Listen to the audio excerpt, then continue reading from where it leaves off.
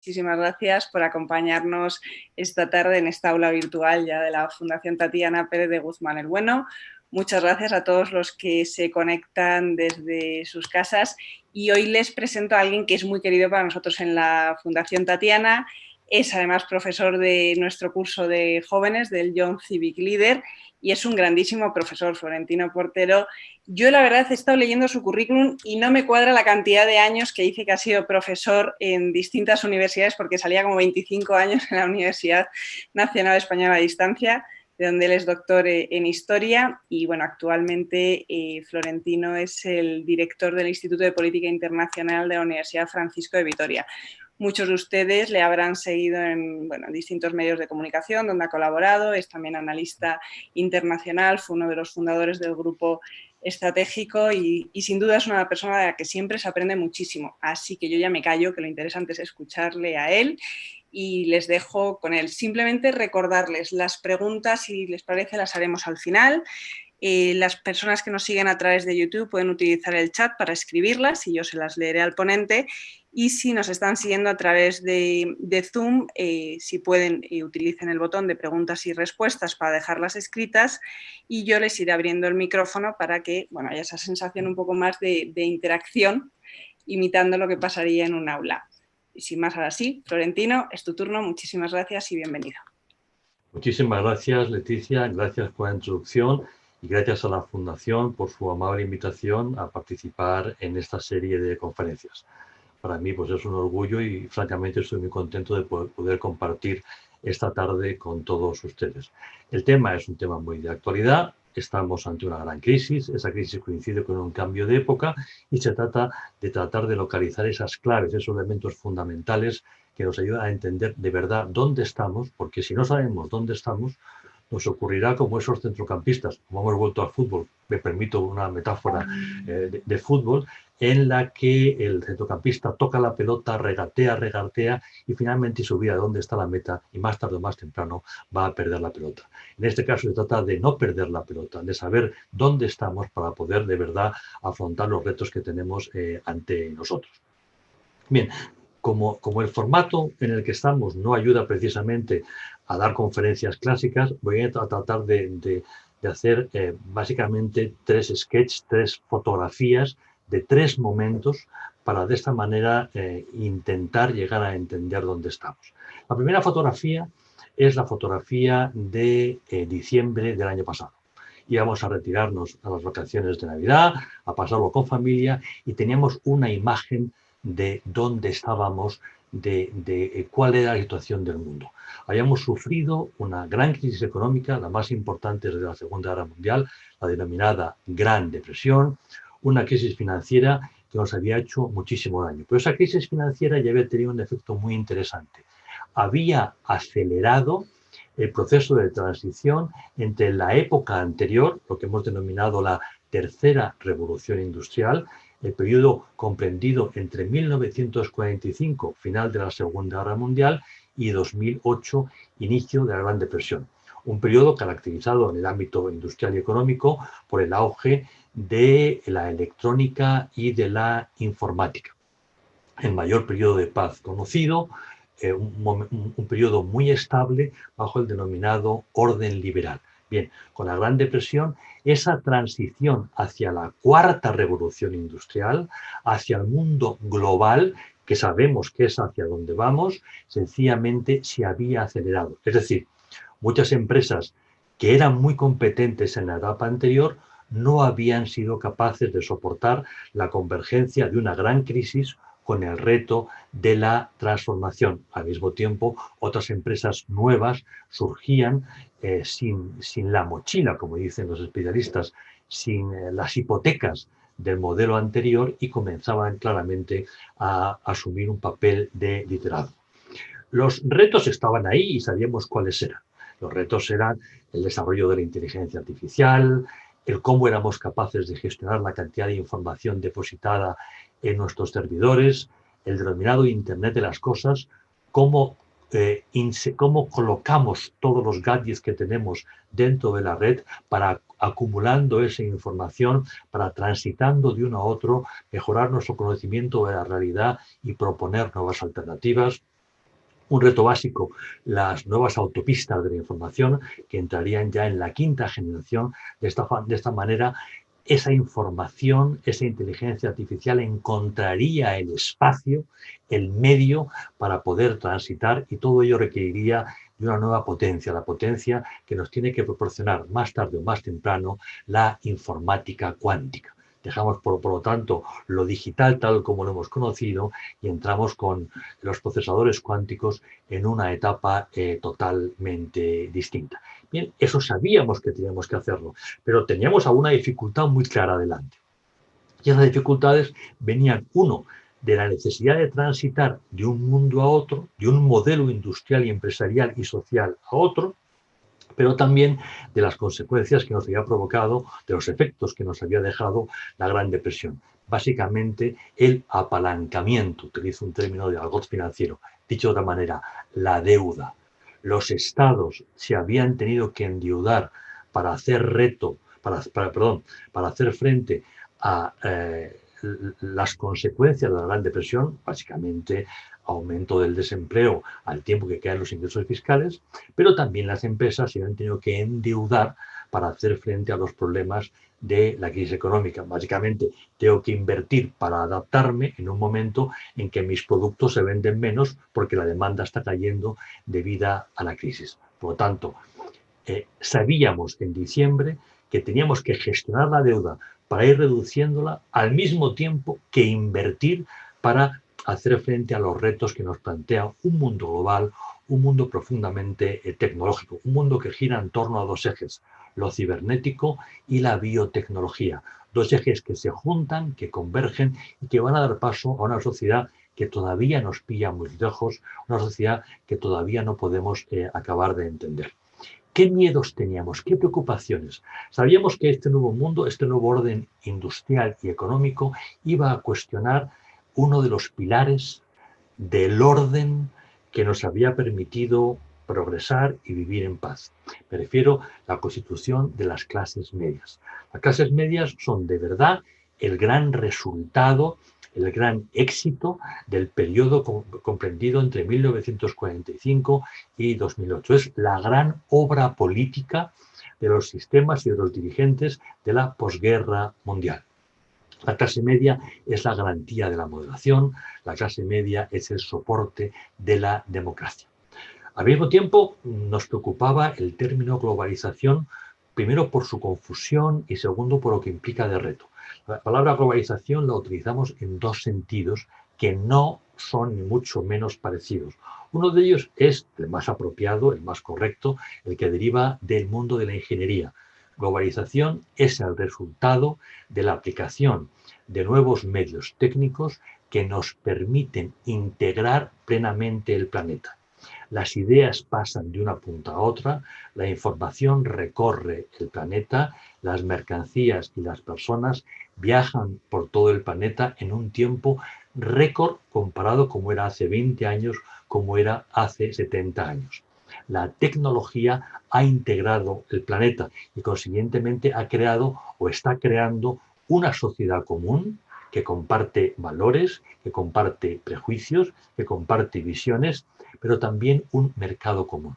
El segundo sentido del término globalización, que es un sentido que nos plantea, digamos, retos y dificultades, es el que se ha dado en el ámbito de la política. Y es el siguiente. Si la paz, el bienestar de la etapa anterior provenía del establecimiento de un orden liberal, orden que se va fraguando a través de grandes cumbres y grandes procesos, la cumbre del Atlántico entre Franklin Delano Roosevelt y Winston Churchill, la Carta de San Francisco, fundamento de Naciones Unidas, la Carta de Derechos Humanos, la Declaración de Derechos Humanos, y consiguientemente la Alianza Atlántica, la Unión Europea en el caso de Europa, etcétera, etcétera. Todo eso, una vez que se desintegra la Unión Soviética, una vez que se acaba la Guerra Fría, una vez que la tecnología nos lleva a una integración del planeta, plantea la necesidad de transformar el antiguo orden liberal en un orden liberal global. Las administraciones Clinton y Bush hijo se dedicaron fundamentalmente a eso y no lo consiguieron.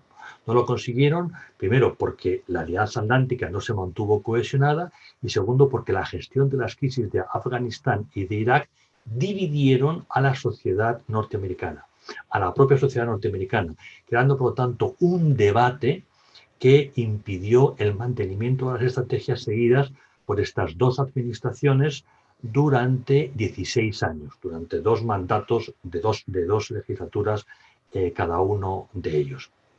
Después llegará la administración de Barack Obama, otros 8 años, donde no se cuestiona el objetivo del orden liberal, pero se renuncia al liderazgo, se renuncia a asumir riesgos. Consiguientemente, Estados Unidos perderá autoridad y otras potencias, Rusia y China, aprovecharán ese vacío de poder para penetrar en la esfera internacional, buscar aliados, ganar influencia. Por último, la administración de Donald Trump, que está ahora acabando su primer mandato, cuestionó el conjunto del ideario.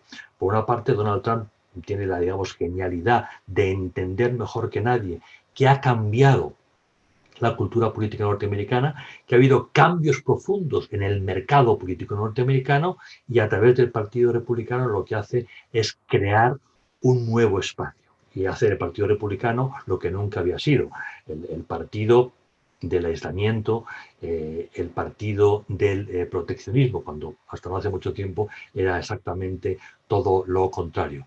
Con el presidente Trump se profundiza en algo ya iniciado por Obama, el retraimiento diplomático. Estados Unidos quiere seguir siendo la gran potencia, no renuncia a eso, pero se retrae a la hora de asumir compromisos en la resolución de conflictos en otras partes del planeta.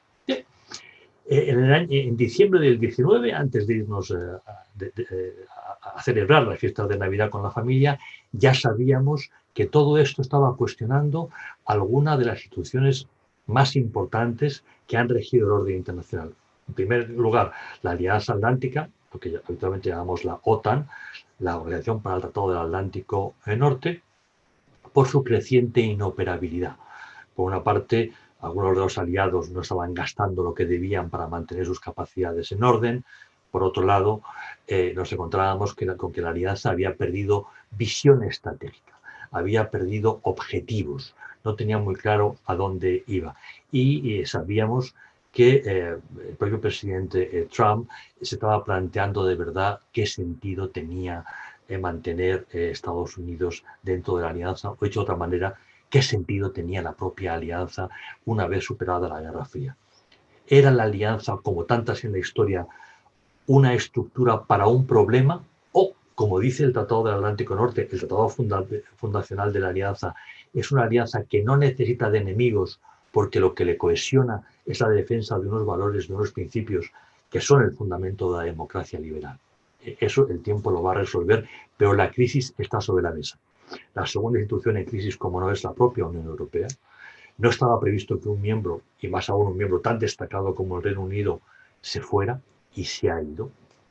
Y en estos momentos lo que nos encontramos es un cuestionamiento de la propia utilidad de la Unión Europea, puesto que muchos de los ciudadanos que vivimos dentro de ella ya hemos perdido de vista los objetivos originales, el porqué de su fundación, y lo que vemos es que es una máquina burocrática que no siempre defiende nuestros valores particulares o nuestros intereses concretos. Por eso, tanto la Alianza como la Unión Europea se encuentran ante un proceso de reforma o de refundación.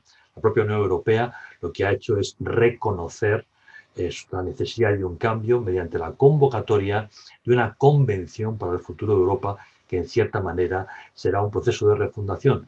Refundación tanto de los objetivos fundacionales, del para qué, como del cómo, como de los objetivos de a dónde queremos ir, cómo queremos situar Europa en el mundo tras una creciente crisis del vínculo transatlántico. Una vez que Europa se siente huérfana del protectorado que Estados Unidos orquestó en el periodo posterior a la Segunda Guerra Mundial. Bien, y en el plano nacional sabíamos claramente cuáles eran los objetivos, en parte ya he hecho referencia a ello.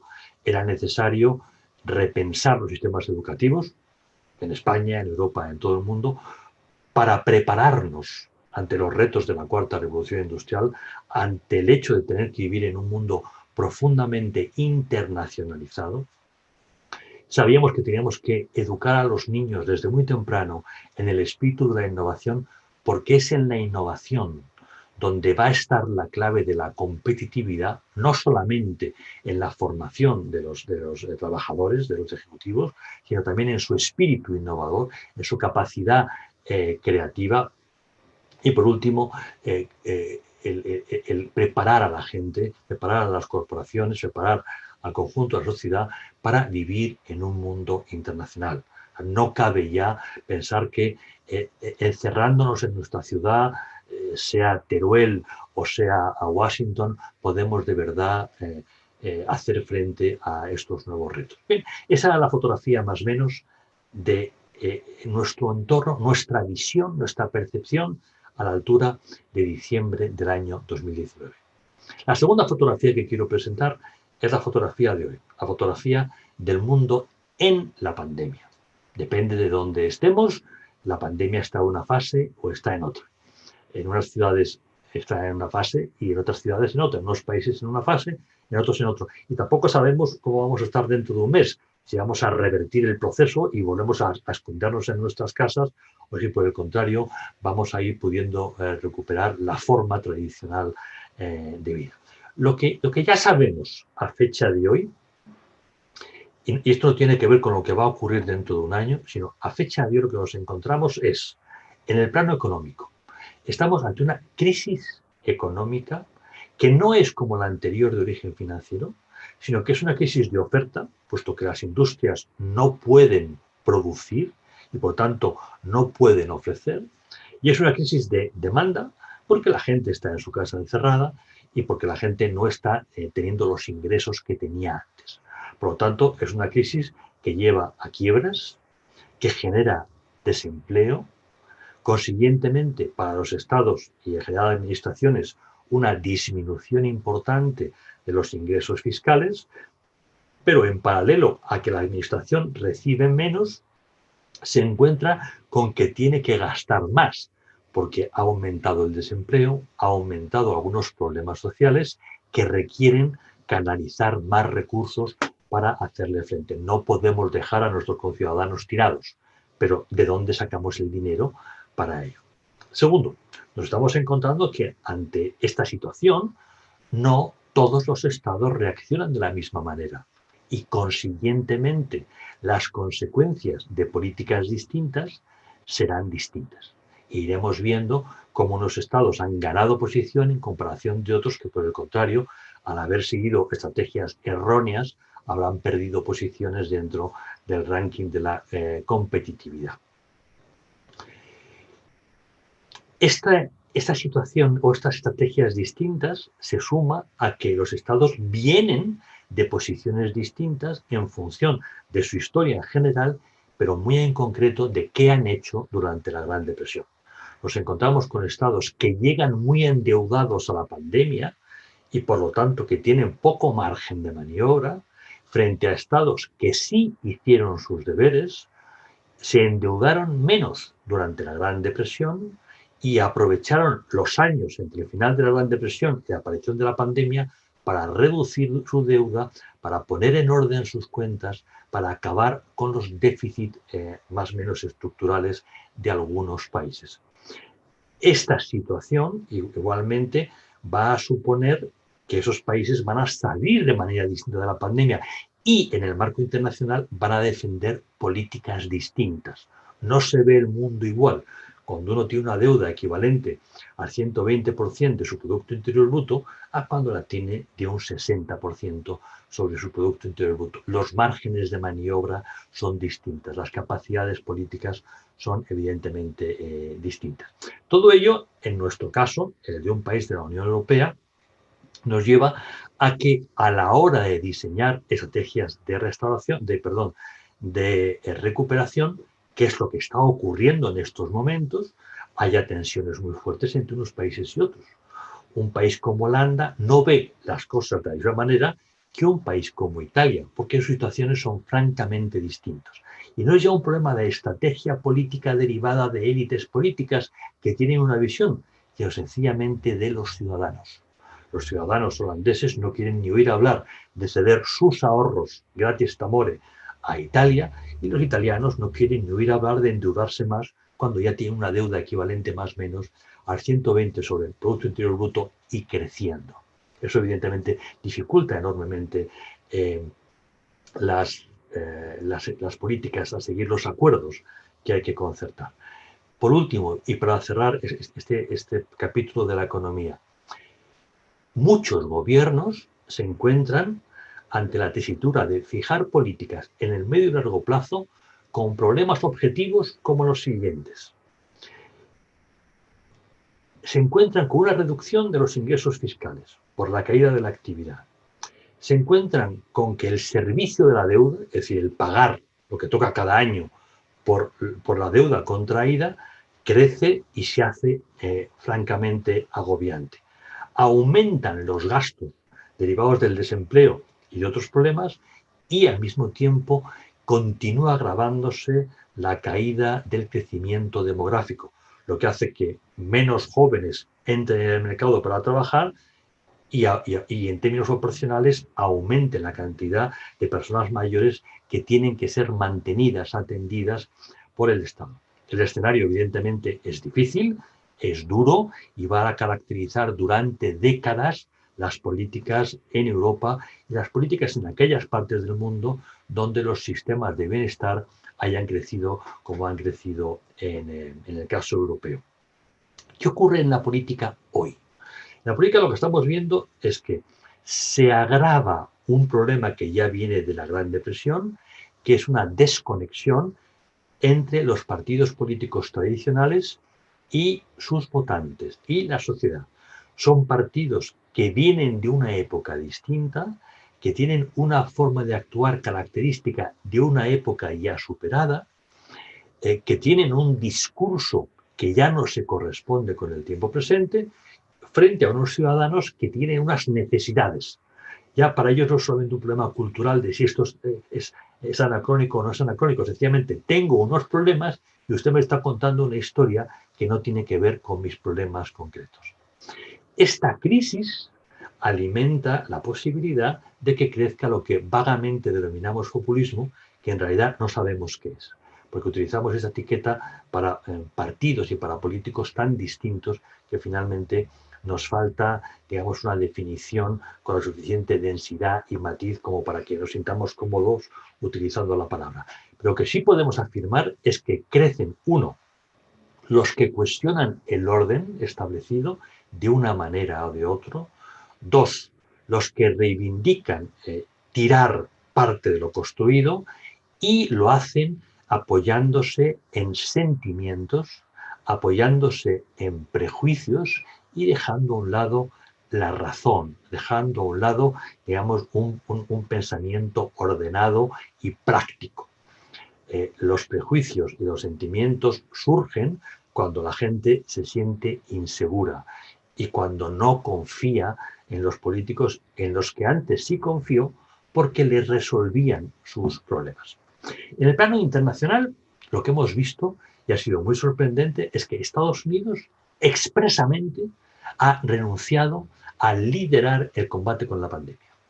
Estados Unidos ha dicho, bueno, yo tengo un problema en casa, me voy a dedicar a resolverlo en casa, ni siquiera ha sido capaz de hacerlo bien en su casa, pero sobre todo, por primera vez desde 1945, Estados Unidos ha dicho, yo no voy a liderar una estrategia general para combatir la pandemia. Es como un acta notarial por el cual un Estado, en este caso, renuncia a algo que se da por sentado desde la década de los años 40. Y este es un hecho realmente importante.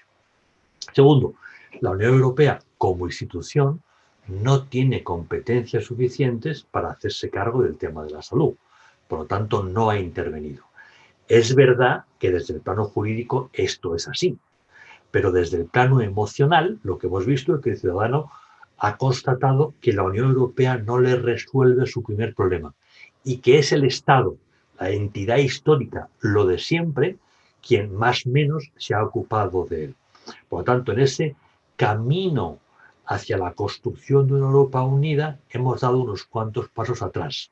No tanto en lo jurídico institucional como en lo cultural, como en la política de los sentimientos, como en la visión de la gente, que es lo realmente importante. Por lo tanto, la Unión Europea no solamente no ha crecido en prestigio, sino que más bien ha decrecido. En paralelo, a quien le tocaba liderar, desde luego, era a la Organización Mundial de la Salud, que nos ha fallado.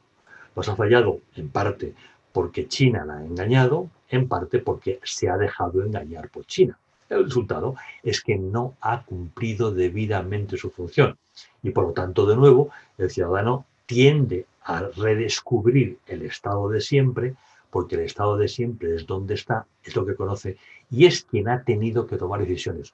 ¿Lo ha hecho mejor o peor?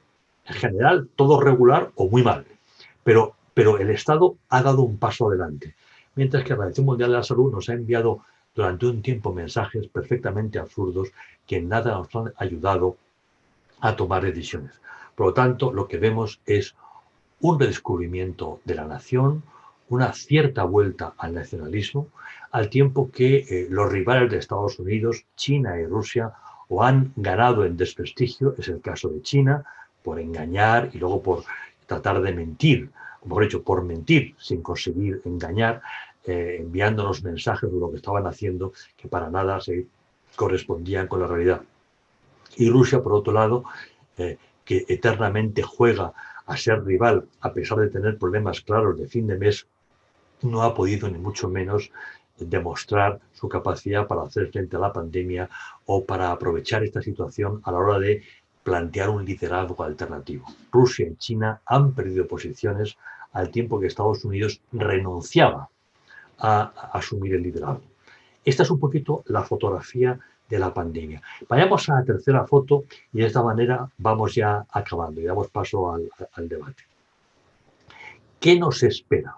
Por tanto, es una foto de prospectiva, no es una foto de algo que haya ocurrido, es una foto de algo que creemos que nos va a ocurrir a la vista de lo que está pasando ahora y lo que nos ocurrió antes. Siempre conscientes de que estamos en un cambio de época, que los cambios de época suceden muy de vez en cuando, pero que esos cambios de época dan paso a una sociedad distinta. Y dan paso a una sociedad distinta porque se producen cambios tan importantes en el modelo industrial y en el modelo empresarial que la estructura social inevitablemente varía.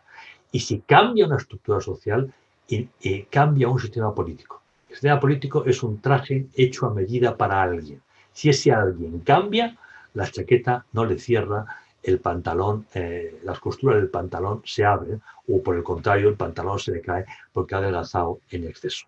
Los sistemas políticos son enormemente sensibles a los cambios sociales y no hay cambio de época que no provoque mutaciones importantes en la estructura social. En el plano de la economía, ¿qué va a ocurrir? Lo que va a ocurrir es que la tensión entre grandes potencias va a afectar al comercio exterior, ya está afectando, y eso va a generar nuevas cadenas de valor. Es decir, nuevos procesos que van desde el diseño y producción hasta el consumidor. Ese cambio en las cadenas de valor derivado de la desconfianza entre grandes potencias repercutirá sobre el ciudadano en términos de aumento del coste del producto. Y esto va a ocurrir precisamente para garantizar la soberanía de las partes, es un resultado de la desconfianza, pero inevitablemente vamos a adquirir bienes más caros que antes o en lugares donde el producto es más caro que en otros lugares, en otros sitios, y eso finalmente repercute en el precio. Segundo, inevitablemente vamos a un mundo caracterizado por el aumento de la deuda, tanto la deuda pública, es decir, de las administraciones, como la deuda corporativa. Los estados han llegado muy apalancados, cargados de mucha deuda a esta situación, y de esta situación inevitablemente en el corto plazo tendrán por un tiempo que aumentar la deuda para hacer frente a pagos que son inmediatos. El cómo a continuación revierten el proceso, evidentemente, será el gran reto. En el corto plazo nos encontramos con una dicotomía.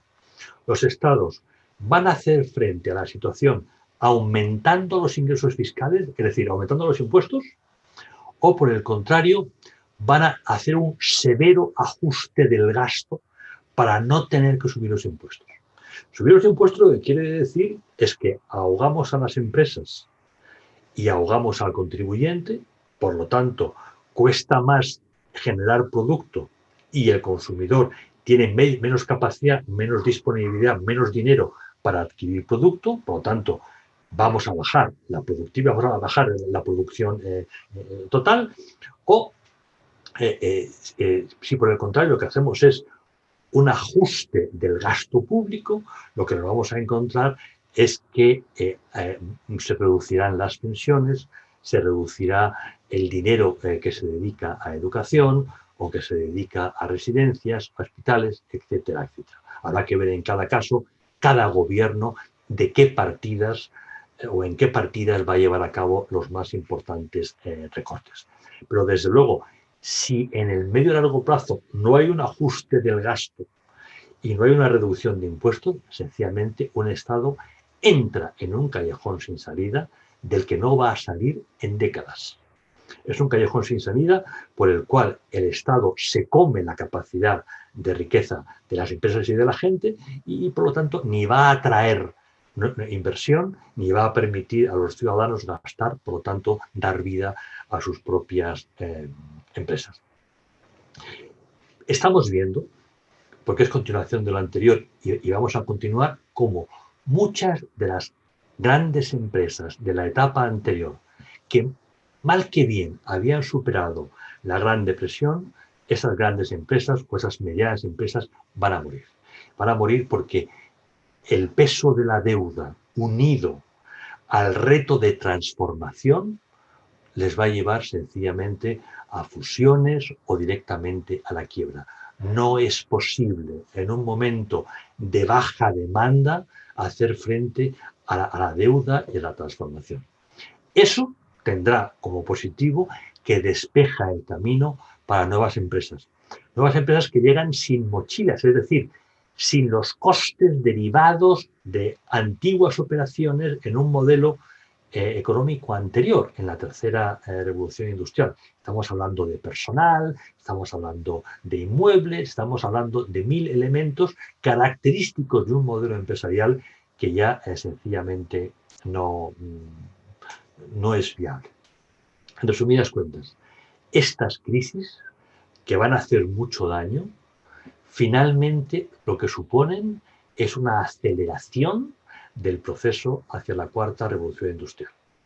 Dentro de 20 años, de 40 años, cuando se haga historia de este proceso, veremos, los que estéis, cómo la Gran Depresión, la pandemia y la crisis post-pandemia se ve como una unidad, como una gran crisis de 15 o más años, donde se lleva a cabo la destrucción de un modelo y la emergencia de otro modelo. La clave estará en ver qué países y qué empresas hacen lo que tienen que hacer, o sea, tienen la inteligencia y la visión para tomar las medidas necesarias que les permitan de verdad estar en la cuarta revolución industrial. Es un momento de verdad de liderazgo. Liderazgo en el ámbito político, liderazgo en el ámbito corporativo. Es ahora donde se ven los estadistas y los jefes de empresa frente a los políticos y los ejecutivos. Porque es ahora cuando hay que tomar decisiones drásticas que marcan el futuro durante mucho tiempo de estados y de empresas. Y entrando en política, si antes ya estábamos preocupados por qué va a pasar con las clases medias, en un modelo industrial donde el trabajo fijo pues, tiende a disminuir o casi desaparecer, pues esa situación sencillamente se va a acelerar. Vamos a ver todo eso antes de lo previsto.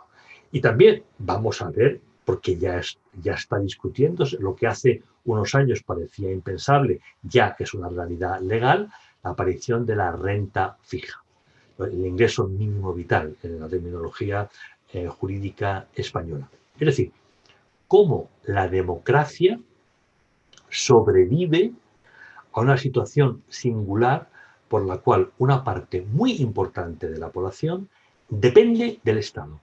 Depende, por lo tanto, de las decisiones que tome el gobierno. Esa dependencia está reñida con la libertad. Está reñida con la visión de clases medias independientes que tomaban medidas, que apoyaban un partido o en otro en función de su visión, de sus intereses.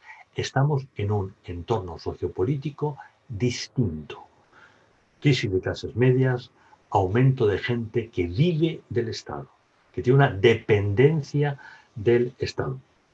Igualmente, vamos a ir viendo cómo los sistemas políticos se adaptan o no, cómo sufren el proceso en aquellos casos de estados que han acertado y se han transformado a un mundo global y característico de la cuarta revolución industrial, frente a lo que va a ocurrir en estados anquilosados, en estados que no han tenido la visión para adaptarse y que se encuentran hundidos bajo el peso de la deuda, con un sistema de garantías sociales que no pueden mantener, pero que para tratar de poner en pie, de mantenerlo, valga la redundancia, lo que hacen es ahogar a la clase media, ahogar la posibilidad de consumo y desanimar la inversión de las empresas en nuestro propio país. En paralelo, y vamos acabando, ¿qué ocurre en el entorno internacional? ¿Qué va a ocurrir de lo que ya podemos más que intuir, aventurar o adelantar? El orden liberal, característico de la tercera revolución industrial, está muerto. El intento de un orden liberal global, desarrollado por las administraciones Clinton y Bush, ha fracasado. Y ha fracasado, entre otras cosas, porque la propia sociedad norteamericana no estaba dispuesta a hacer los sacrificios para poder desarrollarlo. Y por lo tanto, lo único seguro es que vamos hacia la formación de un orden o pseudo-orden, o si se prefiere, un desorden institucionalizado post-liberal. El peso que tenga lo liberal en ese orden o desorden lo desconocemos. Lo que sí sabemos es que ya la herencia de la Segunda Guerra Mundial, la herencia de los años de la posguerra, esa herencia que ha permitido el mayor periodo de paz y prosperidad de toda la historia, eso ya está en el cajón de los recuerdos. Ya es materia de estudio para los historiadores. No es lo que nos toca a nosotros, y mucho menos no es lo que le toca a los que ahora tienen 20 o 30 años, que tendrán que trabajar para dar forma a un mundo que no ha nacido, que no sabemos cómo va a ser, pero que será distinto. Y ese es un reto mayor, es un reto que genera en estos momentos ansiedad en muchas cancillerías políticas. Mientras tanto, uno de nuestros activos, que era el vínculo transatlántico, en el argot se utiliza la palabra en inglés linkage, el vínculo que unía a Estados Unidos con Europa, continúa deteriorándose. En estos días, el presidente de Estados Unidos, el señor Donald Trump, ha comunicado la retirada de más o menos un tercio de las tropas norteamericanas establecidas en Alemania. Tropas que estaban para garantizar la independencia de Europa respecto de Rusia, pero también el compromiso de Estados Unidos con Europa para el conjunto de retos de todo tipo al que nos podamos enfrentar. El desenganche de Estados Unidos y Europa continúa adelante. Y esa es una noticia realmente trascendente. Es algo que cambia nuestra forma de actuar y de ver, que nos obliga a ser más europeos en un momento en que la Unión Europea está pasando una crisis mayor, una crisis muy importante. Y una crisis, y esto es particularmente delicado, que le obliga a ensimismarse en vez de focalizar y de dirigir todas sus energías a adaptarse al nuevo entorno internacional. Hasta ahora la Unión Europea nos habla del gran salto a la economía verde, del gran salto hacia lo digital, pero donde está es en la batalla presupuestaria sobre cómo salimos de la crisis, cómo reconstruimos la Unión Europea. Estas batallas nos restan energía, nos quitan visión y lo que hace es que una de las partes del planeta, Europa, donde hay mejores recursos humanos, donde hay mayor capacidad para afrontar la cuarta revolución industrial, lo que es el siglo XXI, esa parte, en vez de estar en eso, está en otras cosas. En otras cosas que además nos dividen, generan tensión, nos distraen de lo realmente fundamental. Europa está en decadencia, la Unión Europea no es un actor internacional por mucho que lo repita, y ese ensimismamiento es hoy por hoy el mayor problema. Por lo tanto, como conclusión, el cambio de época se ha acelerado como consecuencia de la gran depresión, de la pandemia y de la crisis que nos llega ahora. Vamos a un mundo donde por una parte los estados están profundamente endeudados y por tanto no saben cómo gestionar los estados de bienestar, pero al mismo tiempo es un mundo que nos demanda una profunda transformación en la educación, en la ciencia, en la industria, en la empresa.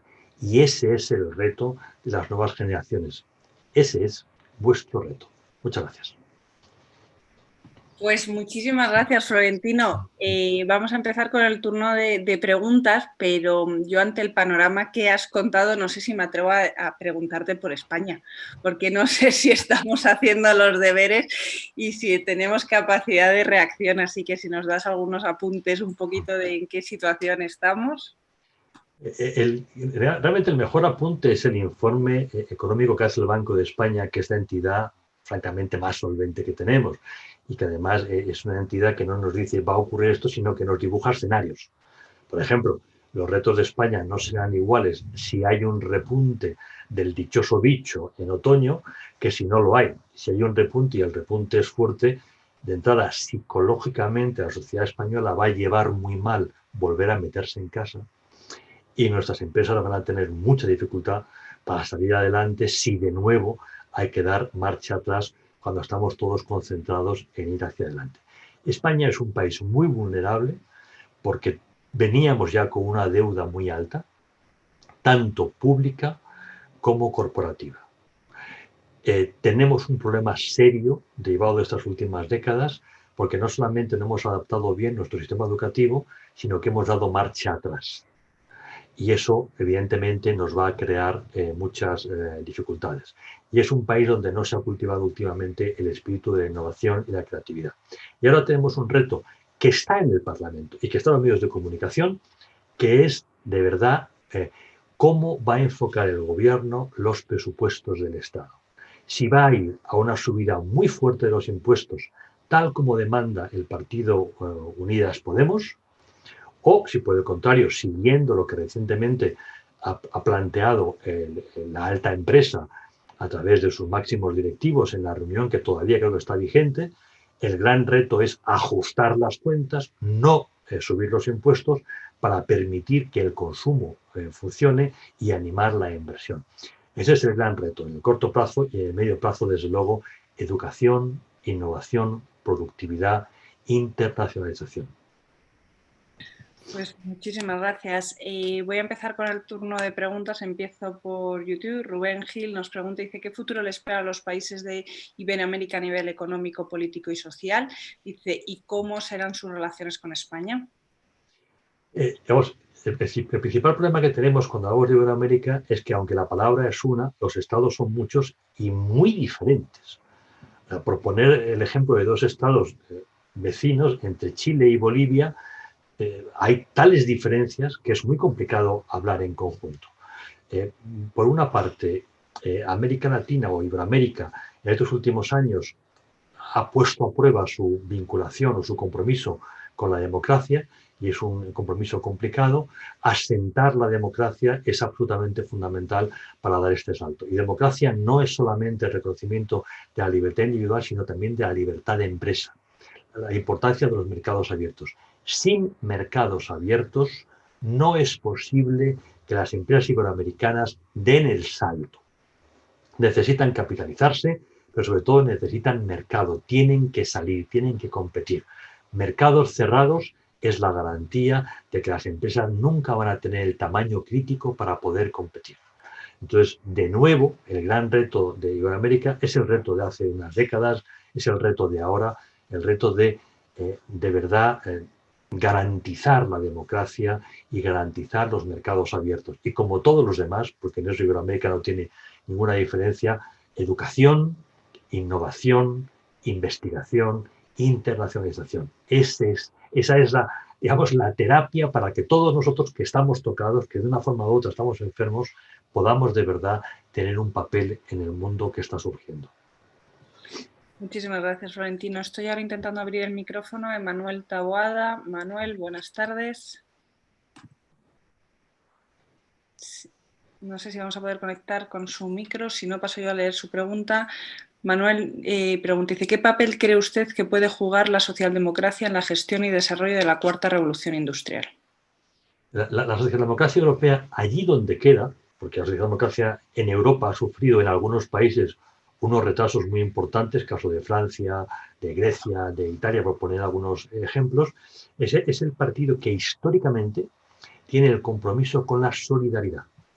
Entonces, desde esa posición, lo que tiene es que ser capaz de proponer vías para que el mantenimiento de los sistemas de bienestar, que son claves para nuestra calidad de vida y para nuestra paz social, sean compatibles con estrategias económicas de crecimiento, con estrategias económicas de innovación y de internacionalización.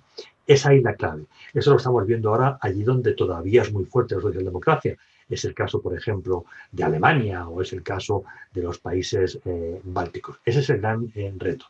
En España, el hecho de que nuestra versión de socialdemocracia comparta gobierno con un partido neocomunista, pues evidentemente lo que hace es provocar una cacofonía horrorosa, porque depende de quién habla, dice una cosa o dice otra. En ese gobierno hay personas que están directamente en posiciones abismales en el arco parlamentario.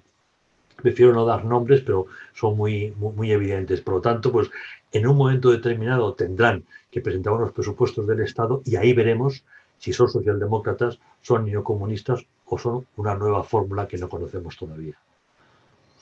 Gracias, Florentino. Yolanda quería hacer también una pregunta. Yolanda, ¿qué tal? Buenas tardes. Hola, buenas tardes. No, quería saber qué pensaba el ponente de los disturbios en Estados Unidos tras la muerte de Floyd, que yo creo que ha sido como un emergente, pero que detrás hay más cosas. Si él podría comentar algo con respecto a esto. ¿Qué está pasando en Estados Unidos, no? Bueno, primero, con carácter general, no solamente Estados Unidos. Todos los cambios de época nos llevan a crisis de valores, a crisis sociales y económicas, y es un momento en que estallan determinadas tensiones que estaban allí más o menos congeladas.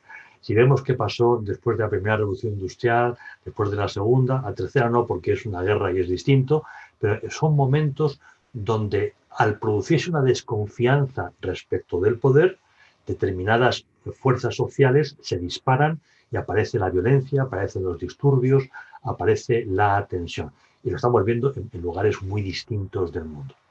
En Estados Unidos también. Y Estados Unidos tiene sus problemas que no son problemas nuestros por su propia historia.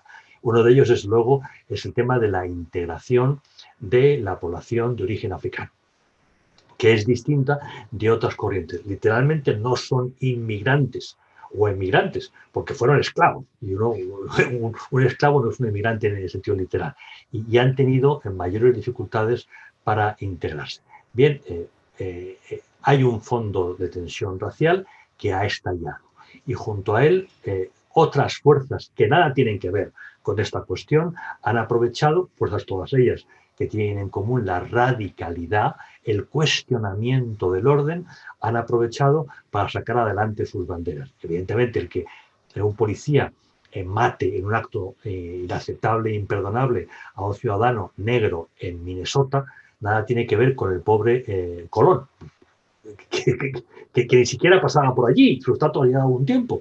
Bueno, pues sencillamente todos aquellos que han cuestionado un orden determinado aprovechan para ello. Es el momento de los radicales.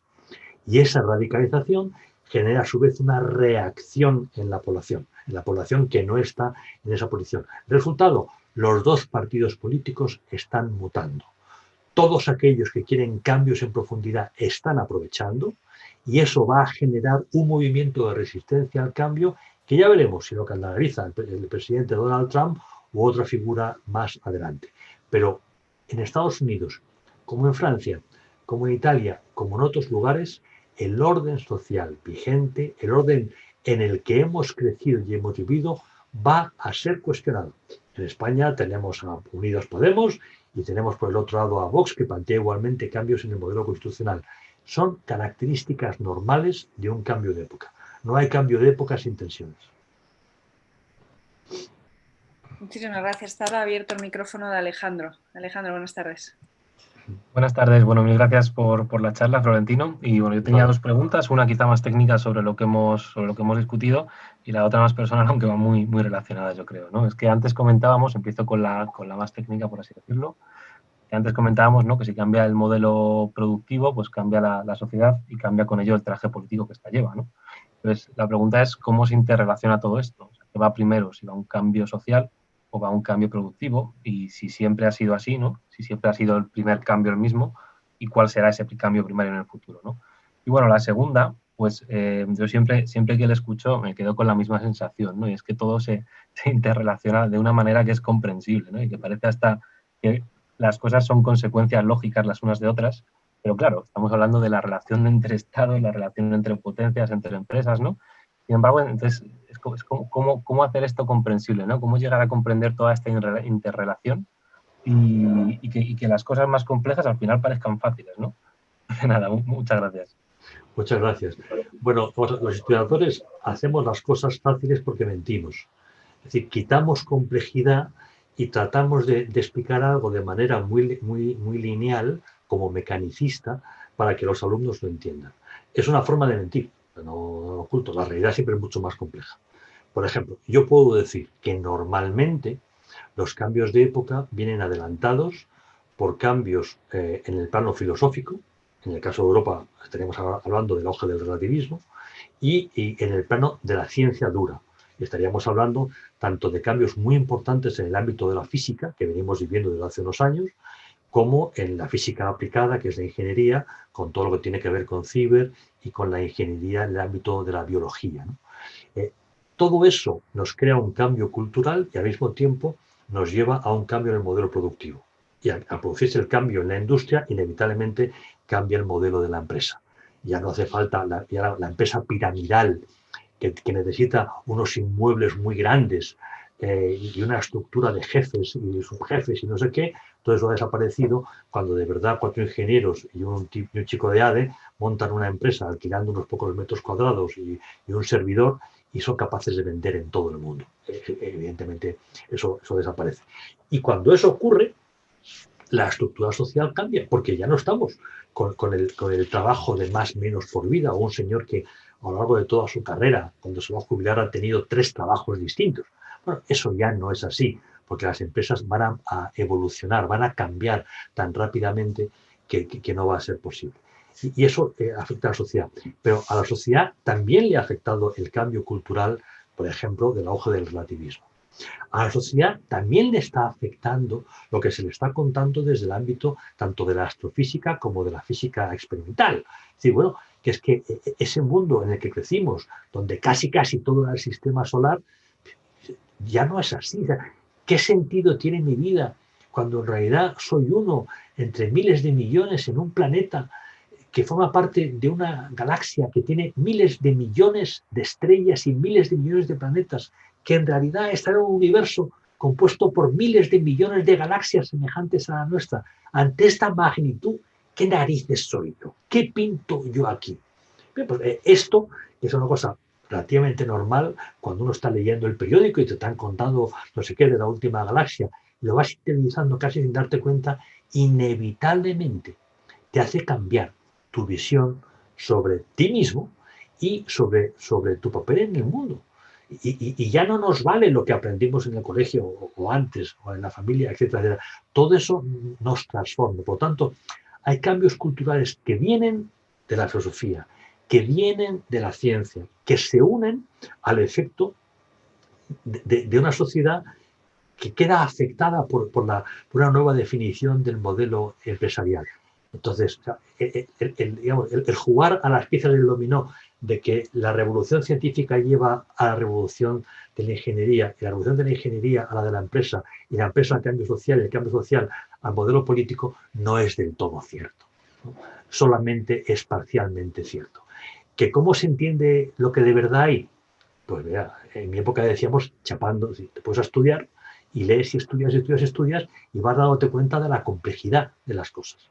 Pero ese, digamos, es, entre comillas, el privilegio de los que nos dedicamos al estudio y a la investigación.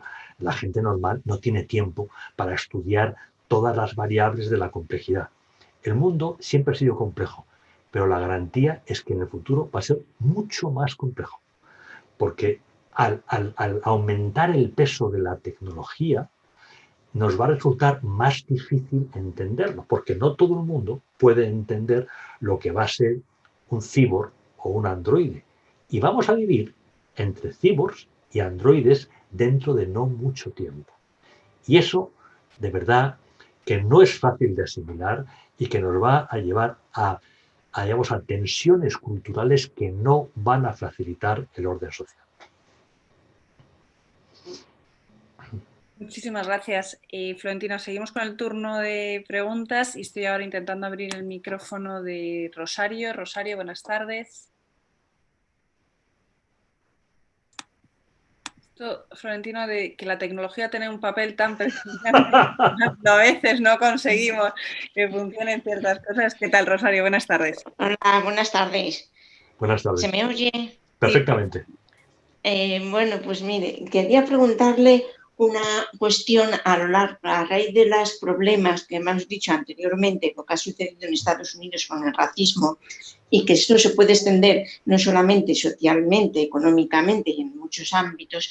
En Europa, a raíz de la Unión Europea, que estamos todos los países unidos por una Europa común, con esto de la pandemia que hemos tenido ocasión de ver que cada país ha tomado medidas independientemente de unos y otros, cada uno ha hecho sus deberes de una manera, otros de otro, si en vez de unirnos más nos va a separar de tal manera que muchos políticos opten, o ciudadanos opten, por que vengan posteriores dictaduras en los países.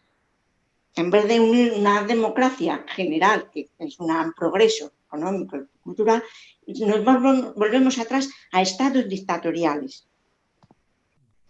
Bueno, en primer lugar, cuando nos sentimos inseguros, cuando tenemos miedo, tendemos a actuar de manera irracional. Es decir, los sentimientos nos desbordan y dejamos de utilizar la razón y empezamos a actuar en función de nuestros prejuicios, de nuestros instintos más elementales.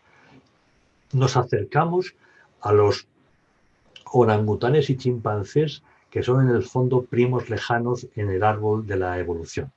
Y si vemos cómo funciona un grupo de chimpancés, pues de pronto nos damos cuenta de que nosotros, cuando tenemos miedo, que las sociedades, cuando se sienten inseguras, tienen comportamientos bastante semejantes al de los chimpancés en los árboles en un momento determinado. La Unión Europea o es democrática o no es. Eso es un problema de orden jurídico institucional. O sea, nació así y por lo tanto no puede dejar de serlo.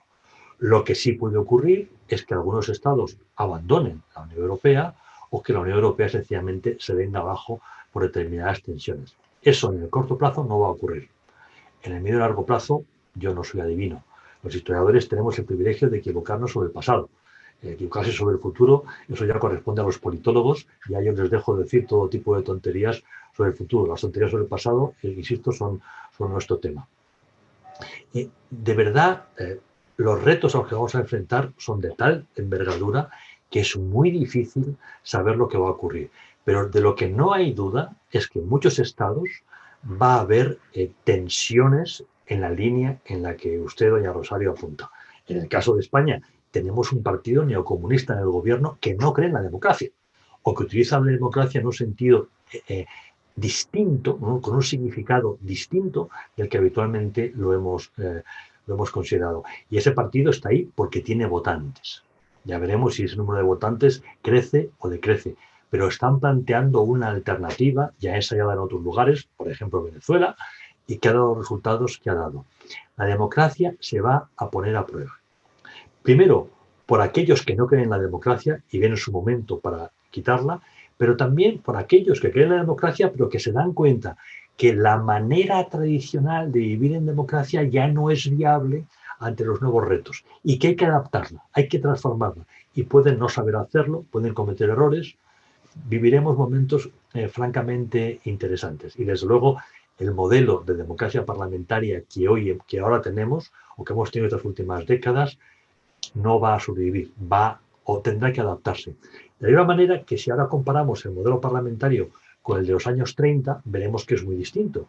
Y si lo comparamos con los años 70 del siglo XIX, también es muy distinto. Lo que no se transforme desaparecerá.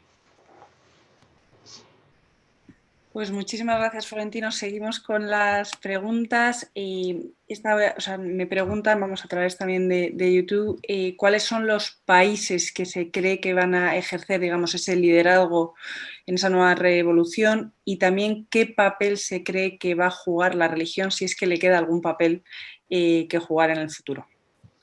Bueno, de entrada hay dos países que están mejor que preparados que ningún otro para hacer frente al tema. Son Estados Unidos y China. Y estoy hablando ahora de lo que es el salto a la cuarta revolución industrial. Cosa distinta es la influencia internacional, el liderazgo que puedan ejercer. Ese es otro plano.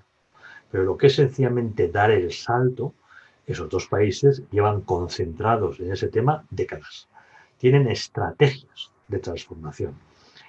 Canalizan ingentes recursos tanto a las universidades como a los centros de investigación de las propias empresas para avanzar. Y por lo tanto, esos dos países claramente están ahí.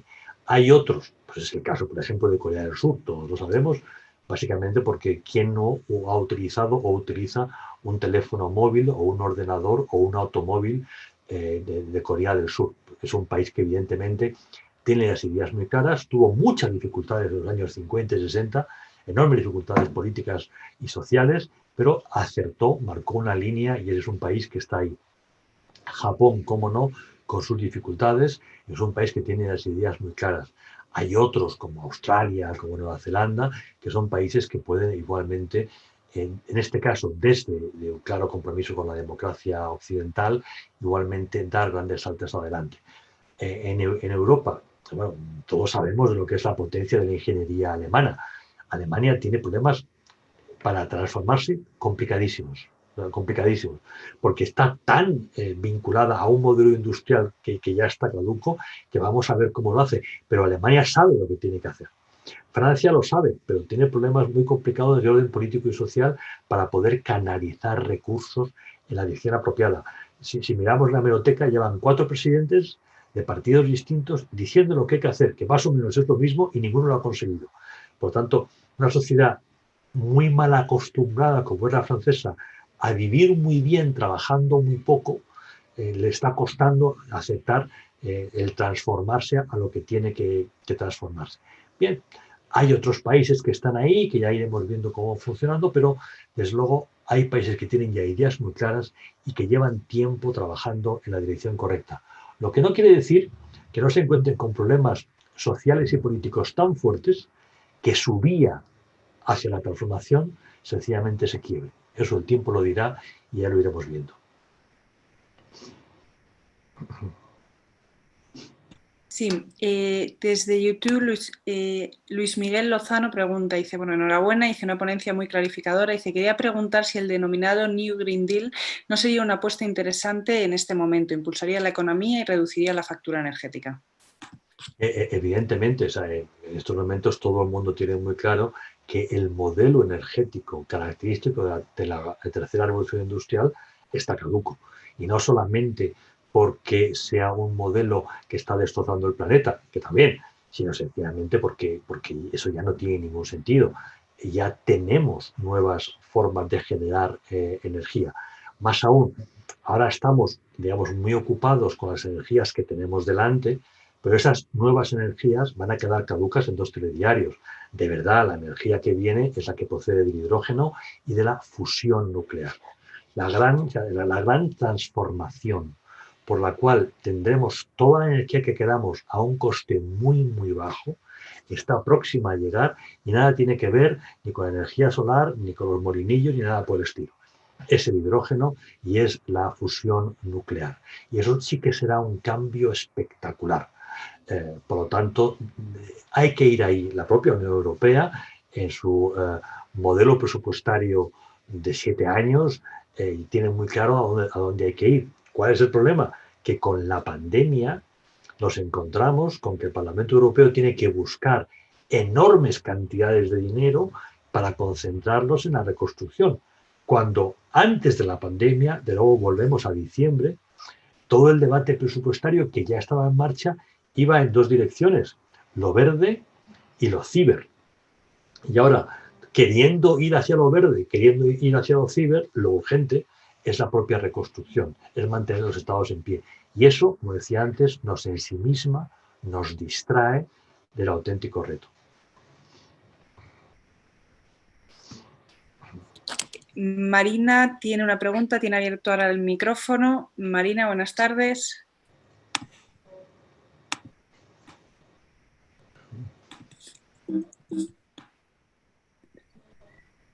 Sí, darme un segundo, a ver si conseguimos conectar con Marina. Voy a leer yo su pregunta que ha escrito en el chat. Dice, ante los horizontes que se describen inabarcables en la complejidad, ¿cabría el nacimiento de contrapesos como un nuevo humanismo? Sí, además, ahora recuerdo una pregunta sobre la religión que me he olvidado responder y que retomamos. O sea, una de las claves de la situación en la que nos encontramos es la crisis del humanismo que se produce simbólicamente en la década de los años 60 con la Revolución del 68, que da paso, digamos, más formalmente al relativismo. Tras las 2 guerras mundiales había resurgido tanto el humanismo como la religión, pero a partir de los años 60-70 pues, vuelven a decrecer y se cuestionan. En estos momentos ya tenemos el reto de redefinir el humanismo y dentro de él de redefinir ya en el plano individual el papel de la religión. Visto en términos históricos, Europa ha tenido una fundación y 2 refundaciones. La primera fundación es Roma, que por una parte, como he repetido 1000 veces, recoge la tradición judio-cristiana y por otro lado la grecolatina. Y por tanto estamos hablando de unir valores con la ciencia, con el pensamiento crítico, con la seguridad en sí mismo, como desde la razón podemos transformar. La primera refundación, que es la primera gran, digamos, revolución humanística, es el siglo XIV, el humanismo. La segunda gran refundación es la Ilustración en el siglo XVIII. Ahora estamos en una tercera, no sé si llamarlo refundación o crisis letal. Y me explico. O refundamos el humanismo y nos dotamos de una visión de valores, de principios, de comprensión de la familia, de comprensión del orden social en un nuevo entorno tecnológico, con retos que vienen del ámbito biológico que nos van a plantear muchos problemas, o si no, sencillamente, Europa entra en una crisis de deconstrucción, de desaparición de Europa, para dar paso a otra cultura, que ya no será la cultura europea tradicional y que además será resultado de la fusión de gentes que vienen de partes distintas del planeta, cada uno con su historia, y que dan forma a algo que no sabemos qué es y que puede ni siquiera ser un algo, pero que desde luego ya no será Europa. Europa tiene frente a sí un reto espectacular de definir su humanismo, es decir, su marco de criterio, y dentro de ello de redefinir el papel de la Iglesia. Ahora, en el caso concreto de España, en España no hay iglesias nacionales, como en el Reino Unido o como en otras partes de Europa. Es la Iglesia Católica, que es Iglesia del planeta, como su nombre indica. Y por lo tanto, desde la Iglesia nos están llegando planteamientos que no son europeos. Con esto no quiero decir que sean herejes, sino que no son europeos. La Iglesia Católica es el resultado de la teología alemana, hablando claramente. Y esa solidez, sencillamente, empieza a desaparecer porque los enfoques que están ya primando en el Vaticano, puesto que es una iglesia global, no necesariamente son europeos. Y vamos a ver cómo encaja eso en una refundación del humanismo europeo. Es un reto fascinante. Espero tener vida para vivirlo porque tengo mucha curiosidad, pero lo que no está garantizado es que acabe bien. Florentino, desde YouTube nos preguntan que Europa, digamos, es un continente grande, que quién sería los que tienen esa responsabilidad, no tanto en el continente, sino qué institución o incluso quiénes deberían refundir, digamos, ese humanismo. Para eso no hay instituciones, para eso estamos nosotros, para eso están los individuos. Esencialmente, la propia actividad humana va generando entidades. En primer lugar, están aquellas que existen, porque tienen que existir, y que, entre otras funciones, tenían por lo menos esa. Es el caso de las universidades. Es verdad que muchas universidades ya han abandonado este reto, aunque las universidades nacieron para eso. En el entorno del siglo XIII nacen dentro de los monasterios, en ese momento fundamentalmente que siguen la regla de San Benito, y que luego ya con la aparición de las urbes, de las primeras ciudades, ya van a ser otras órdenes como los jesuitas, como los carmelitas, como los dominicos, los que van a entrar en ese juego. Pero lo que para todos, hasta el siglo XX, era evidente, y es que un papel de la universidad, uno de los papeles, es precisamente definir eso. Muchas universidades lo han abandonado, otras no. Y por lo tanto, esas universidades van a jugar. Van a jugar entidades como la Fundación Tatiana Pérez de Guzmán el Bueno, que son entidades sociales que nacen para pensar, para discutir, para analizar. Y hay muchísimas entidades más o menos como esta por toda Europa, por todo el mundo, trabajando. Y trabajando es repensar, es plantear de manera crítica en dónde estamos y a dónde vamos, en qué medida está vigente aquello en lo que creíamos y en qué medida hay que actualizarlo. Surgirán nuevas entidades. Recordemos el siglo XIX el papel de los ateneos. Ya los ateneos están un poquito de modés, ¿vale? Para opositores y gente mayor. Y ahora hay otro tipo de instituciones. Pero sencillamente la sociedad las va a crear porque las necesita. Si miramos atrás y miramos el mapa de entidades como está hace 15 años, nos sorprenderá la vitalidad de la sociedad por el número de entidades que han surgido y que están trabajando. Y son entidades sin ánimo de lucro. No se mueve mucho dinero en este entorno, pero se mueven muchas ideas. Y poco a poco va funcionando. Los medios de comunicación en este mundo son clave, porque es donde se forma la opinión.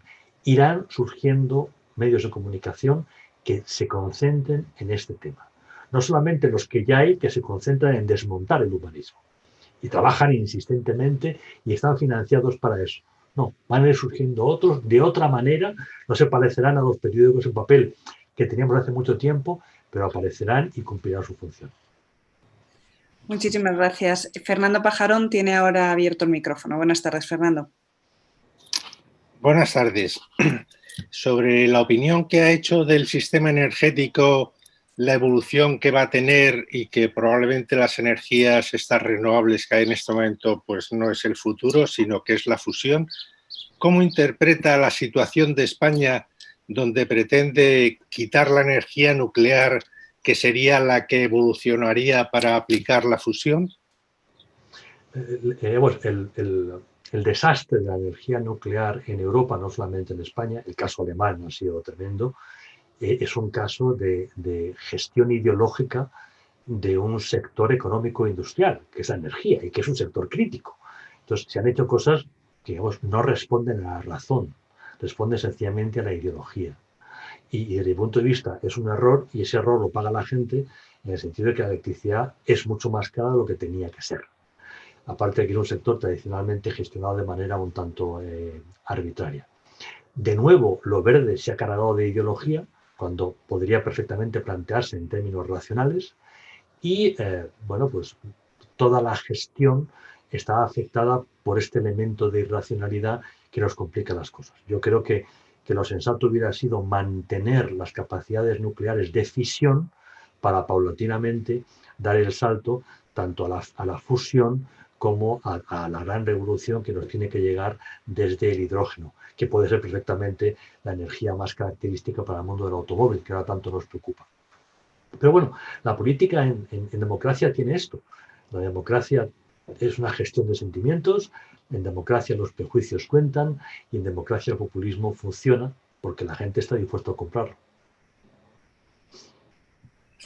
Muchísimas gracias, Florentino. Una pregunta más de YouTube. Pablo Montes nos pregunta, dice, en la medida en la que no se recupere el alma europea y se insista en un globalismo colectivista, no veremos una salida de esta trampa socialdemócrata. La globalización es un hecho histórico. ¿En qué medida será posible aplicarla desde el principio de subsidiariedad? Bueno, o sea, yo no soy nada pesimista en el medio plazo, a partir de ahí ya no soy adivino, sobre la Unión Europea. La Unión Europea, en general, el proceso de integración europeo ha mostrado una resistencia y una capacidad de adaptación extraordinaria desde el principio.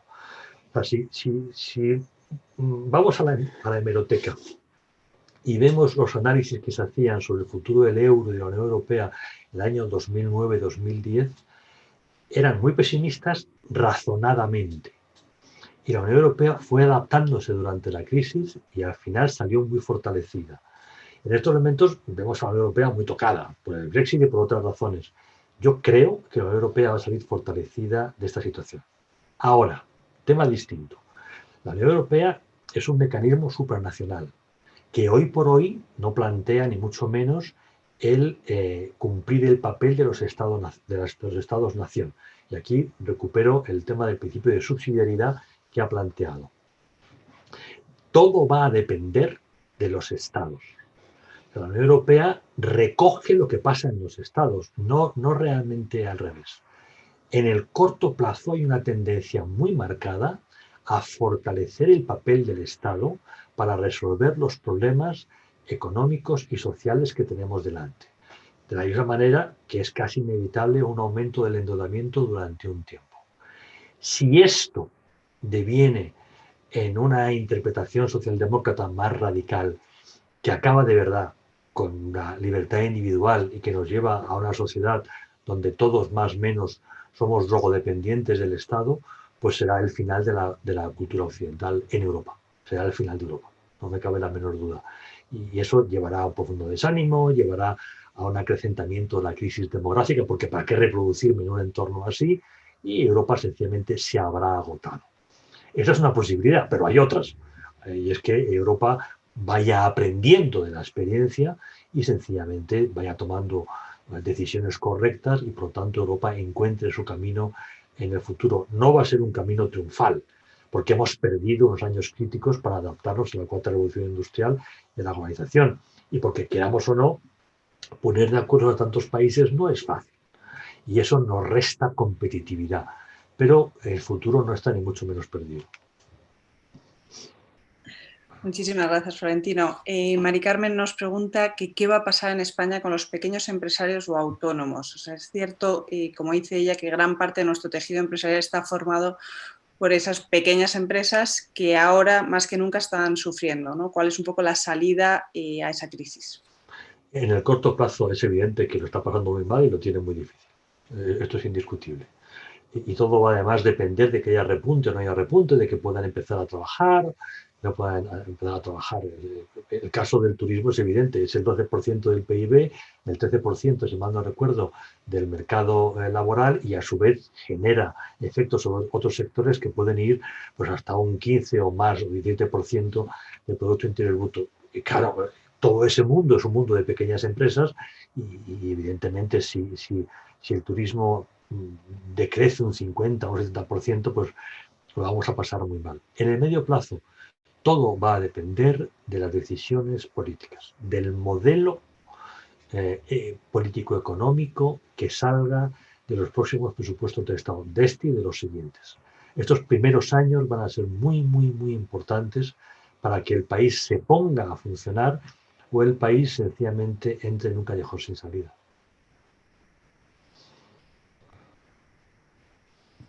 Sí, dame un segundo, hay una pregunta más en YouTube. Un segundo, que he perdido el chat en YouTube. Sí, nos pregunta Salomón Mosque, dice, ¿cuáles fueron los fundamentos de la distensión desde el gobierno de Obama y luego de Trump en su labor de mantener el orden liberal posguerra fría?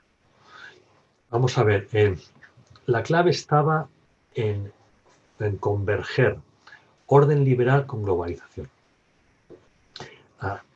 Hasta entonces el orden liberal tenía, digamos, un límite mucho más concreto, pero una vez la Unión Soviética se viene abajo, la clave está en que ese orden que era limitado afecte a todo el planeta. Eso implicaba que Estados Unidos y sus aliados se comprometieran a hacer valer ese orden liberal en todo el planeta. Eso no quiere decir hacer guerras aquí o allá, sino es un tema mucho más institucional y de compromiso. Y el gran reto era evidentemente China. China es una potencia emergente, es una potencia que nunca ha aceptado el orden liberal, que plantea unas reglas de juego distintos, y la clave estaba en el ámbito del comercio. Si China aceptaba o no aceptaba las reglas comerciales que han sido básicas en todo este desarrollo del orden liberal, desde Bretton Woods hasta la creación de la Organización Mundial del Comercio. Bien, por una parte, China no lo ha aceptado y ha jugado muy fuerte. Y por otro lado, Estados Unidos con Obama, lo que va a ocurrir es que Estados Unidos dice defender el orden liberal, pero deja de actuar en consonancia. Y por lo tanto, los otros, los europeos, los rusos y los chinos, van tomando nota y sencillamente se dan cuenta de que no pueden seguir o bien confiando o bien temiendo. Y los que son contrarios, Rusia y China, van a aumentar sus áreas de influencia. ¿Qué pasa con Donald Trump? Con Donald Trump lo que va a ocurrir es que Estados Unidos, a diferencia de Obama, de Bush hijo y de Clinton, sencillamente rompe el orden liberal. Es decir, no es que el orden liberal caiga porque los enemigos lo rechazan, lo cuestionan y lo derrotan, sino porque quien lo creó decide que ya no vale. Dicho de otra manera, que Estados Unidos, que al acabar la Segunda Guerra Mundial establece un orden, y dentro de ese orden el pilar comercial es fundamental, llega a la conclusión de que ese modelo no tiene sentido y que es mucho más práctico derribarlo y crear una cosa nueva. Esa es la posición de Trump. Trump lo que dice es, esto no me sirve para llegar a un acuerdo con China. Por lo tanto, lo que voy a hacer es cuestionarlo todo y forzar a China a una negociación desde el principio, a cara de perro. Y a cara de perro con los europeos y con todos. Amigos o enemigos me da igual. En términos de comercio no existe la amistad, existe el interés nacional. Esta es la posición de Estados Unidos con Donald Trump. Una posición que nace del, ¿cómo diríamos?, del desánimo de las élites norteamericanas sobre el comportamiento de sus aliados y del convencimiento de que sus rivales van a jugar muy fuerte y que por lo tanto ya no sirve lo de antes. Por lo tanto, no solo el orden liberal cae porque China lo cuestione, sino porque Estados Unidos cree que ya no es viable. Pues muchísimas gracias, Florentino. Lo vamos a dejar aquí. Desde luego que os hacemos todo tipo de pruebas en el turno de preguntas. Así que muchísimas gracias por todas tus respuestas. Muchas gracias por la charla. Como siempre decimos, lo malo que tiene este formato es que tampoco os llegan los aplausos y las felicitaciones, pero bueno, muchos han ido escribiendo en el chat y también en YouTube que te agradecían el tiempo que nos has dedicado. Así que de nuevo, gracias. Muchas gracias a todos los que nos han seguido desde sus casas y les animo a que lo sigan haciendo. El próximo martes tendremos en este aula virtual a Javier Díez Jiménez y nos hablará de vida y economía tras el COVID-19. Quiere decir eso que por lo menos va a haber vida y va a haber economía, aunque no sepamos de qué manera. Muchas gracias de nuevo, Florentino, y muy buenas tardes a todos. Pues muchas gracias, Leticia. Ha sido un placer para mí estar con todos ustedes. He visto porque por ahí brujuleaba Pablo Cervera. Un abrazo muy especial para él y hasta pronto a todos. Adiós. Muchas gracias.